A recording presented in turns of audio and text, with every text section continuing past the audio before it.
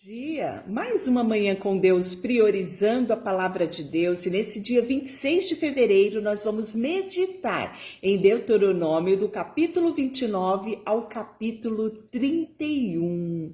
Que a paz do Senhor encha o teu coração nesta manhã. No capítulo 29, nós iniciamos com os termos da aliança que o Senhor ordenou que Moisés fizesse com o israelita enquanto ainda estavam na terra de Moabe, além da aliança que ele fez lá no Monte Sinai. Então ele faz uma recapitulação da aliança, Então, assim, Deuteronômio é isso, recapitulação, vocês viram com seus próprios olhos tudo que o Senhor fez na terra do Egito ao faraó e todos aos seus servos, toda a sua terra, presenciaram todas as grandes demonstrações de poder e sinais e as espantosas maravilhas. Até hoje, porém, o Senhor não lhes deu mente para entender, nem olhos para ver, nem ouvidos para ouvir. Durante 40 anos eu os conduzi pelo deserto e, no entanto, suas roupas e sandálias não se gastaram. Vocês não comeram pão, nem beberam vinho ou outra bebida fermentada, mas receberam alimento para que soubessem que Ele é o Senhor. Cuidado puro, Amor extraordinário demonstrado de Deus ao povo aqui, Então Moisés relembra isso. E aí ele fala sobre as conquistas dos territórios que foram entregues à tribo de Rubens e Gado e metade da tribo de Manassés, Portanto, obedeçam os termos dessa aliança para que prospere em tudo que fizerem. Ao entrarem na aliança hoje, ele os confirmará como seu povo e reafirmará que é o seu Deus, conforme prometeu sobre juramento a vocês e a seus antepassados, Abraão, Isaque e Jacó.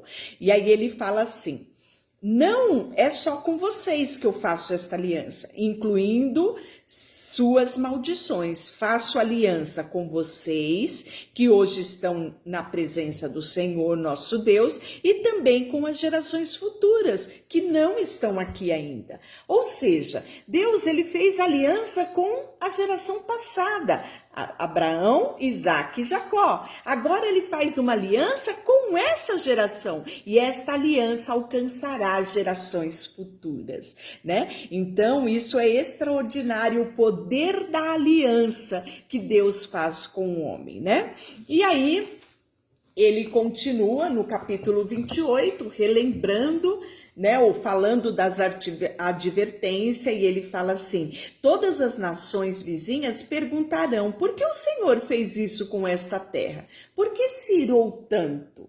Então, aí ele diz, a resposta será, porque ele fala de Sodoma e Gomorra, que foram destruídos, E aí ele fala sobre questionamento de outras nações, o porquê que isso acontece. E aí ele diz, a resposta será, foi porque o povo desta terra abandonou a aliança que o Senhor seu Deus fez com seus antepassados, fez com ele quando tirou da terra do Egito, afastaram-se dele para servir e adorar outros deuses que não conheciam deuses e que não lhe era permitido adorar. Então aqui Deus fala da explicação das destruições, das dificuldades, que isso fosse claro, visível, a responsabilidade do povo sobre a bênção e a maldição. A mesma coisa é hoje, a minha responsabilidade, não só comigo, mas com a minha geração,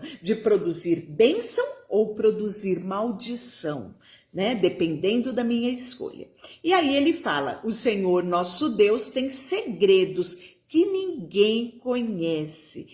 não serão responsabilizados por eles, mas nós e nossos filhos somos responsáveis para sempre de tudo o que ele nos revelou, para que obedeçamos a todos os termos dessa lei. E eu achei tão lindo quando eu li isso. O Senhor nosso Deus tem segredos que ninguém conhece. E quem vai conhecer esse segredo senão aqueles que têm relacionamento com Deus? Tem relacionamento com Deus? Ele te revela segredos. Diga para ele: Senhor, me revela os segredos teus para a minha vida, para a minha geração. E quando você tem relacionamento com ele, ele tem prazer de compartilhar contigo segredos. Vamos lá. Capítulo 30, ele fala o chamado a voltar ao Senhor. Por quê? Ele fala que mesmo diante de tanta instrução, o povo vai se afastar de Deus. O povo vai adorar outros deuses, né? E aí ele fala que o Senhor, seu Deus, transformará o coração de vocês, de todos os seus descendentes, para que ame-o de todo o coração, de toda a alma, para que o vivam, né? O Senhor, seu Deus, lhes dará sucesso em tudo o que fizerem, pois o Senhor voltará a ter prazer em ser bondoso com vocês, como aconteceu com os seus antepassados, né? Então está falando aqui de um povo que se afasta, mas de um povo que se arrepende e alcança novamente o favor de Deus. Então ele vai falar depois sobre a escolha entre a vida e a morte. Olha que semelhança, bênção, maldição, né? Agora ele diz: agora ouça, hoje eu lhe dou a escolha entre vida e morte, entre prosperidade e calamidade. Ou seja, o poder de escolha pertencia ao povo. O poder de escolha é dado a mim e é dado a você. E aí ele fala: pois hoje ordeno que amem ao Senhor seu Deus, guarde os seus mandamentos e decretos e estatutos, andando em seus caminhos, e se o fizerem, viverão e se multiplicarão. E o Senhor seu Deus abençoará você e a terra que estão prestes a entrar para tomar posse dela. Se, contudo, o seu coração se desviar e vocês se recusarem a ouvir e forem levados a agir e serem levados a adorar outros deuses, eu os advirto hoje de que certamente serão destruídos. Hoje eu lhe dou a escolha entre a vida e a morte, entre a bênção e a maldição, né? Vamos ensinar isso aos nossos filhos, vamos ensinar isso às nossas gerações, que temos o poder hoje de decidir entre a vida e a morte, a bênção e a maldição. E aí, no capítulo 31, vai falar sobre Josué, que se torna líder de Israel. Estou com 120 anos e já não sou capaz de conduzi-los. O Senhor me disse: você não atravessará o rio Jordão, mas o próprio Senhor, seu Deus, atravessará diante de vocês. Porém, sejam fortes e corajosos e não tenham medo e não se apavore diante deles, né? E aí ele vai pedir para que seja feita a leitura do livro da lei, de tempos em tempos. Olha só, Moisés escreveu toda a lei num livro e entregou aos sacerdotes, que transportaram a arca da aliança do Senhor às autoridades de Israel. Depois disso, Moisés deu a seguinte ordem: no final de cada 7 anos, no ano do cancelamento da dívida, durante a festa das cabanas, leiam este livro de lei a todo o povo de Israel, e quando estiverem reunidos diante do Senhor seu Deus, no lugar que ele escolheu. Então pronto, era algo que deveria ser feito sempre.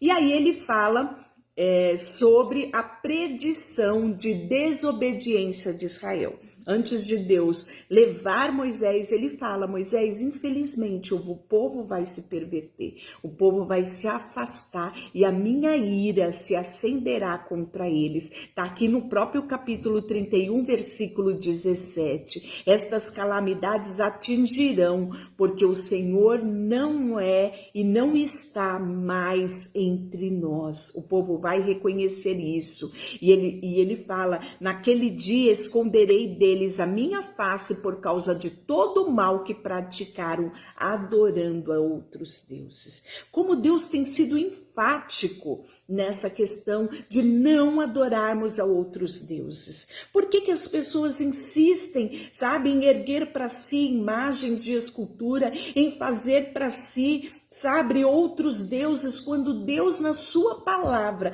deixou tão claro essas afirmações, né? E aí ele fala, né? Escreve, portanto, essas palavras dessa canção e ensine aos israelitas. Então, Deus insiste com o povo. E ele fala assim, né? Então, o Senhor deu ordem a Josué, filho de Num, com as seguintes palavras: seja forte e corajoso, pois você conduzirá o povo de Israel à terra que eu jurei lhes dar, e eu estarei com você. Pronto. Tudo que Josué precisava era essa afirmação: eu estarei com você.